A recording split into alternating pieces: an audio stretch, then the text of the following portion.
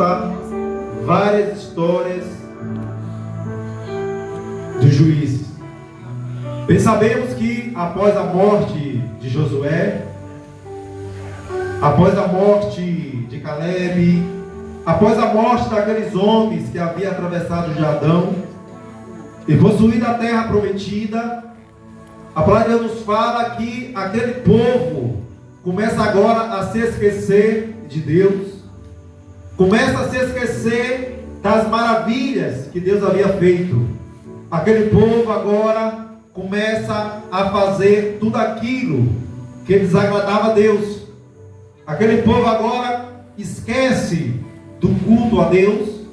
Aquele povo agora não reconhece as obras que Deus havia feito por intermédio de Moisés, por intermédio de Caleb, por intermédio de Josué, porque se levantou outra geração, e agora essa geração vai se juntar ao povo daquela terra, povo ao qual Deus falou, para que o povo não tomasse das suas mulheres, e nem seus filhos tomasse das suas filhas, para que aquele povo não viesse a corromper ao povo de Israel. Porque o povo de Israel tinha uma cultura diferenciada daqueles povos. O povo de Israel era para ser um povo separado, santo e remido. Um povo com costumes diferentes, um povo com palavras diferentes, um povo com condutas diferentes. Mas por causa da rebeldia dos filhos de Israel, Deus agora começa a enviar sobre aquele povo as nações, e aquelas nações, os amonitas, os moabitas, os sírios, os amalequitas, aquelas nações começaram agora a oprimir Israel. Oprimia por 20 anos, oprimia por 10 anos, 15 anos, 30 anos. E a palavra de Deus nos fala que aquele povo agora clama a Deus, e Deus agora começa a levantar homens com corações valentes, mulheres com corações valentes, para poder livrar aquele povo da sua opressão. E quando Deus levantava um juiz, e que aquele juiz ele conseguia ser vencedor contra aquelas nações, e aquele juiz ele morria, agora aquele povo começa de novo a se esquecer dos livramentos que Deus outrora havia dado. Agora Deus vai permitir que outras nações venham e oprimam o seu povo. E aí Deus vai levantar novamente juiz, e aí Deus vai levantar novamente juiz, e aí Deus vai levantar novamente juízes. Toda vez que o povo pecava, Deus enviava nações para oprimir aquele povo, para que aquele povo aprendesse, ou por causa dos seus erros, as nações vinham e oprimiam o povo, e Deus ele levantava juízes. Glória a Deus. Agora no capítulo 6 de Juízes, no seu verso 11, Deus agora vai levantar um homem chamado Gideão, da tribo de Manassés, o mais pobre e o da menor tribo. E a palavra de Deus nos fala que Gideão está no lagar, moendo trigo, malhando o trigo. Por que Gideão está fazendo isso? Porque toda vez que o povo de Israel plantava alguma coisa, os midianitas iam lá e pegavam. Imagine você trabalhar com o seu suor, com o seu rosto, e quando você for usufruir daquilo que você trabalhou, vem um devorador e pega da sua vida. Imagine você capinar, plantar, sair da sua casa às 6 da manhã, voltar às 18 da noite, com a pele toda queimada, cansado. E quando você vê que a sua plantação, ela começou a dar fruto, vem o devorador e pega tudo. Você planta, mas não tinha o direito de colher. Você trabalhava, mas não tinha o direito de usufruir do seu salário. Porque aquele povo estava sendo oprimido de uma tal forma que tudo que eles plantavam, os midianitas iam lá e pegavam. Eles não tinham o direito de colher. Eles eram escravizados pelos midianitas. Eles eram oprimidos pelos midianitas. E eles não tinham o direito de comer do suor do seu próprio rosto. E a palavra de Deus nos fala que um homem chamado Gideão, ele agora está molhando o trigo no lagar. O lagar era um lugar onde se prensava uvas.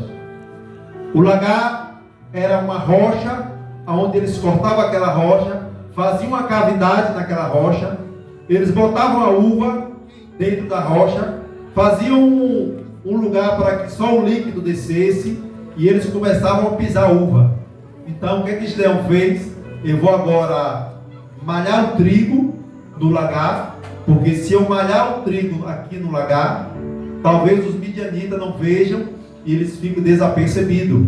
Porque se ele malhasse o trigo ao ar livre, porque era o jeito tradicional de malhar o trigo, os midianitas iam ver ele fazendo, e ele ia fazer todo o trabalho, e depois ia dar que dar os grãos do trigo aos midianitas. O que Gideão nos mostra é que em meio a perseguições, em meio à dificuldade, nós devemos sempre buscar soluções e estratégia para que possamos sair de momentos difíceis e momentos de opressões. Gideão era valente porque em meio à dificuldade ele não estava reclamando. Gideão é valente porque o que ele plantava, ele queria colher, ele queria usufruir do trabalho dele. Glória a Deus. Gideão ele usou o improvável para o provável. Era malhar o trigo do lagar, era fazer diferente do que os seus irmãos, do que a tribo de Dan, do que a tribo de Judá, do que a tribo de Rubens, do que a tribo de Efraim e as demais tribos estavam fazendo. Ele não se acovardou, ele continuou trabalhando, e ele teve estratégia para tirar dali o seu sustento. Amém. Porque Glória em a meio Deus. às provas, Aleluia. em meio às perseguições, Glória a que Deus. nós devemos ser fortes É e assim corajosos, Aleluia, como Jesus. Gideão. É assim mesmo, Jesus. de tal forma que o anjo do Senhor agora aparece para Gideão e fala: homem valoroso. Glória a Deus. Por que Gideão é um homem valoroso diante de Deus? Porque ele estava fazendo o improvável. Muitas das vezes nós falamos, Deus sonda o coração, porque é o que muitas pessoas falam fora. Deus sonda o coração. Mas é necessário entendermos que quando Deus levantava juízes, Deus não levantava qualquer pessoa.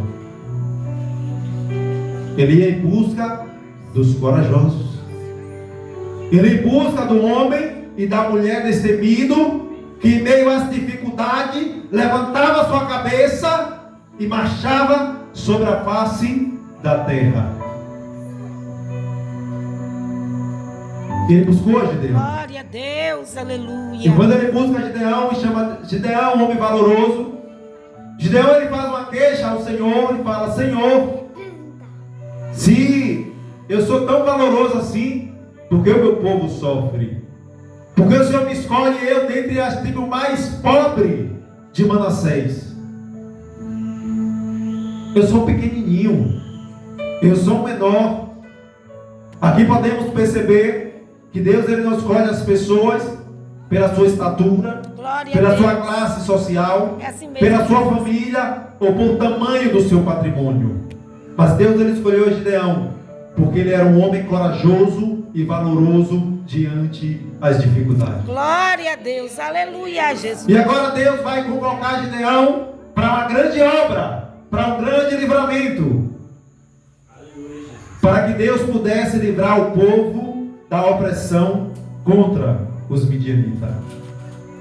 Gideão agora vai chamar seus irmãos, seus conterrâneos, aquelas pessoas da sua pátria, do seu povo, dos hebreus, israelita, e vai convocar agora 32 mil pessoas, 32 mil homens. Porém Deus, ele olha agora para aquelas 32 mil pessoas e fala: Gideão, o povo que está contigo é muito, porque eu não quero que esse povo ganhe a guerra e depois ele bote a vitória sobre os seus ombros, como se eles fossem os responsáveis pela vitória.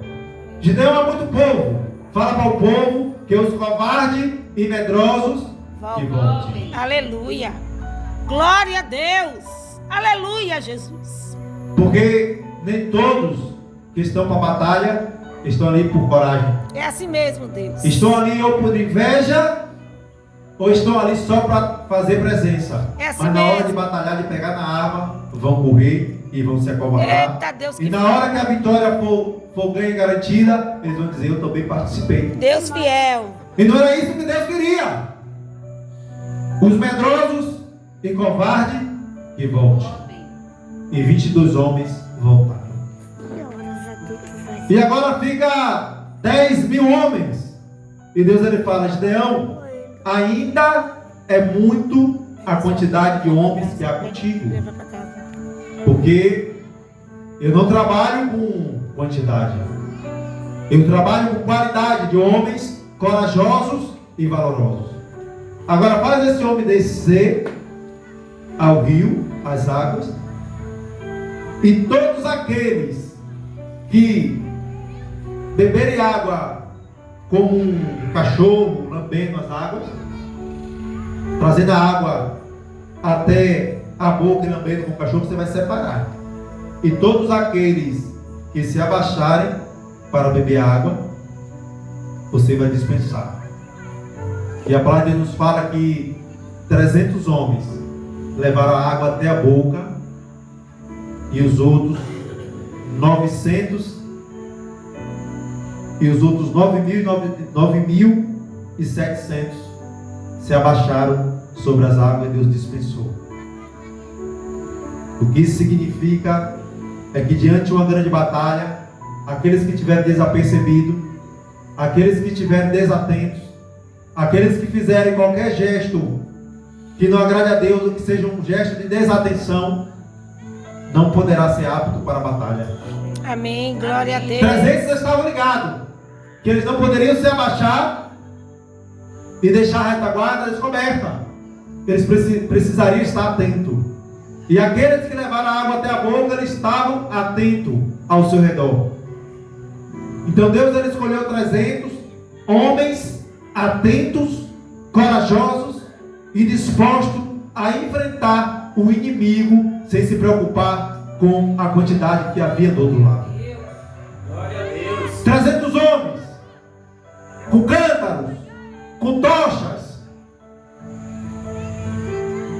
E agora Gideão vai separar 100 de um lado, 100 de outro e 100 de outro. E agora os 100 vão fazer uma estratégia, vão tocar suas buzinas, seus cântaros, suas tochas.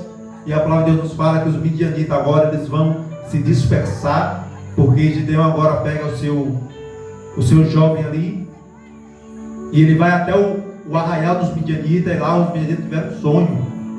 E eles sonharam com Gideão ganhando aquela guerra.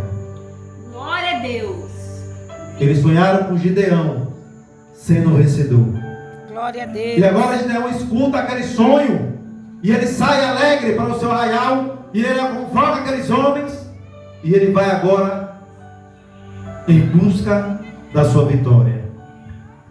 E aquele povo se dispersa, começa um a matar o outro. E agora aquele povo que está em Efraim, nas montanhas, vão descer, vão matar o chefe do midianita, e Deus, ele faz um grande livramento em Israel. Aleluia. Glória a Deus.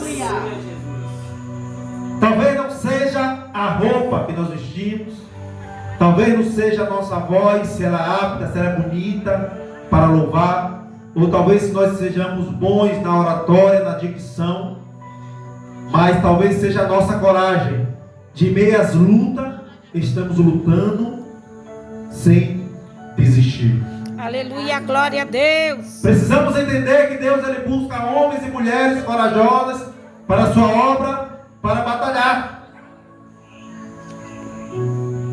E o seu exemplo e o seu andar dentro da comunidade vai mostrar quem você é.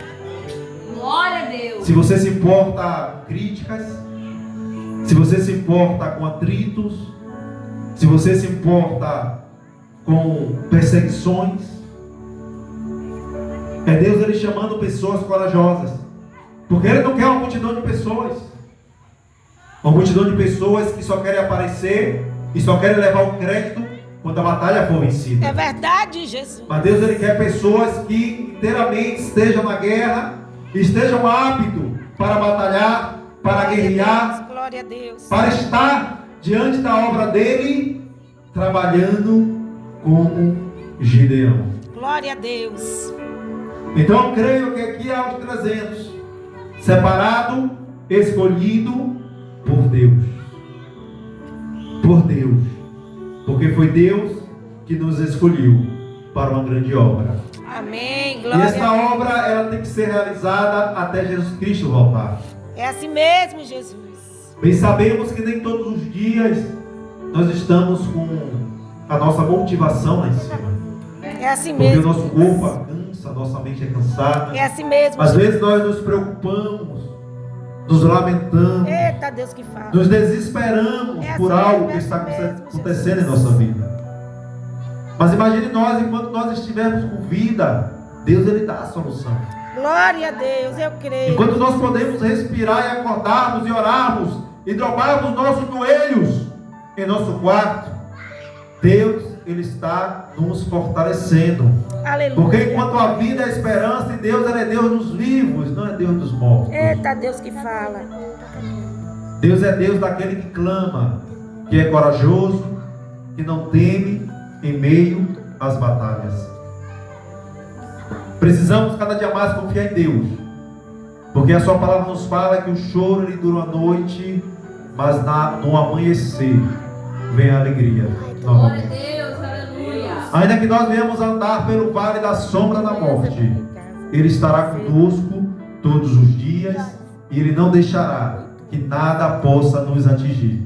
Ainda que 1000 possa cair ao nosso lado, 10.000 à nossa direita, ainda assim nós não seremos atingidos. Amanhã eu não vou poder mesmo. Ainda que andássemos pelo vale da sombra da morte, o Senhor será conosco.